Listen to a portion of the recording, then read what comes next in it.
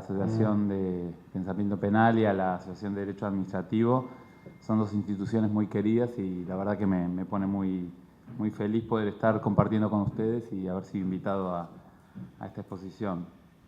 Yo voy a hacer una pequeña introducción a la cuestión del derecho a la ciudad para que por ahí que sirva como aproximación a problematizar sobre este derecho y a pensar un poco qué necesitamos para que este derecho pueda ganar más fuerza en el trabajo del Poder Judicial en la ciudad. Bueno, lo primero es una introducción a la cuestión urbana y el derecho, ¿no? Las ciudades son espacios de centralidad. Las ciudades son lugares donde se concentra poder económico, político, poder cultural, poder social. Y así como hay una centralidad que generan las ciudades, hay también una periferia. Y esa periferia son espacios, digamos, de marginalización o de mala distribución o de bajos niveles de disfrute de los recursos que se producen en este modo de vida colectivo, que es la vida urbana. Y estas fallas que hay en la distribución de los beneficios que produce esta concentración en la vida urbana producen conflictos que pueden ser abordados desde el derecho como problemas de desigualdad. En definitiva, estos problemas que hay, que genera la vida urbana, pueden ser leídos desde los derechos humanos, del derecho constitucional, como problemas de desigualdad. Pero la formulación que nosotros tenemos, la impronta fuerte que tiene nuestra retórica de derecho constitucional y derechos humanos, son formulaciones que están centradas en la idea de derechos individuales, ¿no? En relaciones entre personas o en las relaciones entre personas y el Estado. Y entonces, por ejemplo, hablamos de los problemas del derecho a la vivienda como problemas individuales de las personas, ¿no? Veamos, por ejemplo, todo lo que es el litigio en materia de amparos habitacionales, por subsidios, por la situación de expulsión de los hoteles, lo que sea, ¿no? O también en la tradición europea de derechos humanos. Muchas veces los temas de vivienda se plantean como protección a la intimidad familiar, ¿no? A lo sumo siempre no se sale mucho de esta perspectiva, ¿no? O es un tema individual o es un tema de la protección de las familias. Pero abordar la desigualdad en la ciudad nos lleva a una dimensión colectiva de los derechos. Entonces la impronta de lo colectivo tiene una primacía muy fuerte en la cuestión de los derechos urbanos. La ciudad en sí, como concentración de recursos, es un bien colectivo, ¿no? En donde, digamos, como bien colectivo, todos tienen derecho a acceder y a disfrutar de los beneficios que se producen. Recordemos ahora entonces algunas premisas que aparecen en el nuevo Código Civil y Comercial, ¿no?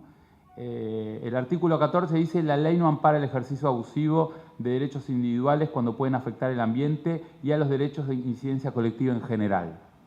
Y el artículo 240, el ejercicio de los derechos individuales sobre bienes mencionados debe ser compatible con los derechos de incidencia colectiva, ¿no? Aparece un nuevo orden, un nuevo gran principio general, aún en el derecho privado, que empieza a ser sensible a que hay cuestiones colectivas que van a tener primacía sobre los intereses particulares, aún en las relaciones interpersonales, ¿no?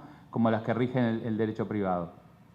Entonces, aparece esta idea de que hay determinados derechos colectivos, la protección de determinados bienes colectivos, y entre esos bienes colectivos tienen que estar las cuestiones urbanas, ¿no? La idea del disfrute de los derechos a la ciudad aparece como este bien colectivo que hay que proteger y que inclusive a veces puede significar restricciones a derechos individuales o a derechos más patrimoniales individuales, ¿no?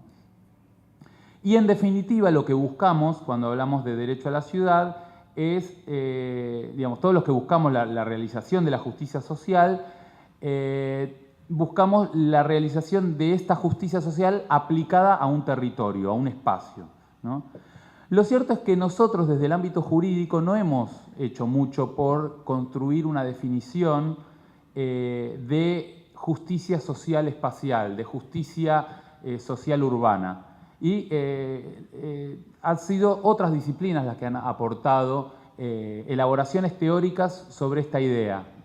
Y en esto cabe mencionar al geógrafo Harvey o al sociólogo crítico Henri Lefebvre, el autor del Derecho a la Ciudad, que han trabajado sobre esta idea de justicia social espacial y que han tratado de construir algún tipo de concepto que pueda ayudarnos a ver cómo pelear por estos derechos, cómo construir un principio general que ilumine relaciones de justicia en el espacio urbano. Por otro lado, es a partir de la década del 90, sobre todo en la cumbre de Río del año 92, en la cumbre ambiental, surgió un movimiento fuerte de derecho a la ciudad que tomó, digamos, un cariz internacional, sobre todo impulsado por lo que fue lo que es todavía el Foro Nacional de la Reforma Urbana brasilero, un movimiento urbano que articula las luchas urbanas en Brasil por el derecho a la vivienda, por el derecho a la movilidad urbana, por el derecho a la salud ambiental, por el derecho a la democratización de la gestión de las ciudades. Y todo ese movimiento ha impulsado un documento que se llama la Carta Mundial de Derecho a la Ciudad. Y la Carta un poco sistematiza los grandes principios del derecho a la ciudad. Y yo de esos principios tal vez me gustaría tomar tres, que son los con los que quiero trabajar, ¿no? El primero es el ejercicio pleno de la ciudadanía y la gestión democrática de la ciudad. La segunda, la función social y ambiental de la ciudad y de la propiedad urbana. Y el tercero, la producción social del hábitat. La idea de que la ciudad es una construcción colectiva y que los bienes que se producen se deben a esta contribución colectiva, ¿no? Muchos de estos grandes principios del derecho a la ciudad están en la Constitución de la Ciudad de Buenos Aires. Y si no están escritos de esta manera, pueden ser derivados de principios generales, tanto de la Constitución de la Ciudad como de tratados internacionales de derechos humanos, de los comentarios generales de los comités. O sea que, o si no aparecen leyes generales que lo formulan de alguna manera, algunos de estos principios. Ahora, el segundo punto entonces es ver qué pasa en el Poder Judicial, cómo afronta estos conflictos en el espacio urbano, ¿no? En nuestra ciudad acontece una serie de conflictos que algunos llegan al Poder Judicial no problematizados como derecho a la ciudad, otros directamente no llegan y algunos llegan por, invocando algunos derechos, no como derecho a la ciudad, pero sí derechos que pueden desprenderse como en el marco teórico del derecho a la ciudad. Esos conflictos afectan diferentes derechos, ¿no? Tenemos, por ejemplo, derechos que aparecen en la Carta Mundial como la planificación y la gestión democrática de la ciudad, ¿no? Por ejemplo, cuando se discuten cuestiones que tienen que ver con el plan urbano, con el presupuesto. El derecho a un desarrollo urbano equitativo y sustentable aparece a través de cuestiones ambientales, de las inversiones, de las discusiones sobre zonificación, derecho a la información pública, el uso democrático del espacio público urbano, a propósito de los conflictos que aparecen con vendedores ambulantes, con ocupaciones del espacio público, el derecho a la convivencia pacífica de la seguridad pública, y nosotros en la Argentina en este momento tenemos una agenda líder a nivel internacional, con las marchas de Ni Una Menos y lo que significa el acoso callejero, como uno de los temas también fuertes que aparece en esta agenda de convivencia pacífica en el espacio público. Y también cuestiones de derechos sociales, ¿no? Como el derecho al agua, al suministro de servicios públicos en las villas, el derecho al transporte público y la movilidad urbana. Son temas poco problematizados, a veces son problematizados con grupos extremadamente vulnerables, con personas con discapacidad, algunos colectivos, pero no han sido temas, sí han sido problematizados políticamente, pero no suficientemente llevados a los tribunales como cuestión. Y todo lo que significa, bueno, que antes mencioné, el comercio informal en el espacio público, ¿no? Un poco el aporte que yo quería hacer para cerrar la presentación es que los conflictos, estos conflictos que llegan, por ejemplo, recordemos el famoso expediente sobre las elecciones en las villas, las audiencias públicas que hay sobre rezonificación, las comisiones inmobiliarias por alquileres, el plan urbano ambiental, son cuestiones que sí están llegando a los tribunales, no siempre están resueltas como nos gustaría, pero sí de alguna manera hay, y no siempre están resueltas desde el punto de vista de esta idea del derecho a la ciudad, pero sí son temas que están llegando al Poder Judicial. En todo caso, ahí el desafío es ver cómo mejoramos la construcción de una doctrina, una jurisprudencia que le dé un abordaje más igualitario, que se encuadre mejor en esta idea de derecho a la ciudad en la resolución de estos conflictos. Hay temas que llegan pero que no son dimensionados en la fase urbana colectiva, como en general los problemas de vivienda, que suelen ser tratados como problemas individuales. Y después hay unos temas que al menos yo no tengo noticia que lleguen, pero tal vez algunos de los que están acá conocen casos que hayan llegado, pero que sería bueno que si no llegaron, lleguen al Poder Judicial y si llegaron muy puntualmente, bueno, que haya una llegada más importante de estos temas al Poder Judicial, como son los temas de discriminación socioespacial, por las desigualdades en la inversión de infraestructura en la ciudad, los temas, las reglas de zonificación que producen gentrificación y expulsión de los pobres en los distintos barrios, la participación de los vecinos en el presupuesto, el derecho al comercio informal como un derecho al trabajo y a la democratización del uso del espacio público, y los temas de movilidad urbana, ¿no? Son temas que aparecen por ahí muy marginalmente.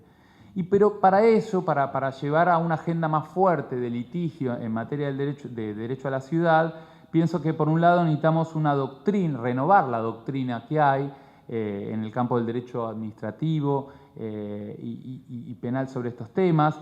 En los temas de derechos sociales en la ciudad creo que hay aportes muy significativos y ahora quiero leer algunos de ellos. Me parece que el libro que recientemente compiló Guillermo Scheibler sobre cuestiones de derecho urbano, o el libro de hace unos años de ASIG sobre los derechos sociales en la Gran Buenos Aires, o el libro que se presentó hace unos días de Graciela Cristi, que sistematiza un poco el litigio de derechos sociales en la justicia de la ciudad. Son publicaciones que son imprescindibles para orientar la defensa y una agenda de litigio en estos derechos. Por otro lado, me parece muy destacable la labor de la defensa pública de la ciudad, de algunas ONGs, de abogados que litigan para orientar la defensa del derecho a la ciudad. Y aquí creo que es para destacar el trabajo que hace el Observatorio de Derecho a la Ciudad, que preside Jonathan Valdivieso, también los abogados culturales, bueno, una serie de colectivos que empiezan a litigar la defensa de estos derechos. Y finalmente destaco la necesidad de trabajar más en la sistematización de estas experiencias y en la recaratulación de nuestra línea argumentativa de muchos de estos conflictos, poner presente la idea de derecho a la ciudad, que no es solo una cuestión retórica, sino que va a poder elevar la discusión a visualizar más injusticias en las desigualdades colectivas que la sola remisión del derecho a la ciudad permite vislumbrar, y que una mera retórica más tradicional de derechos sociales, de derechos humanos individuales, permitiría vislumbrar. Muchas gracias.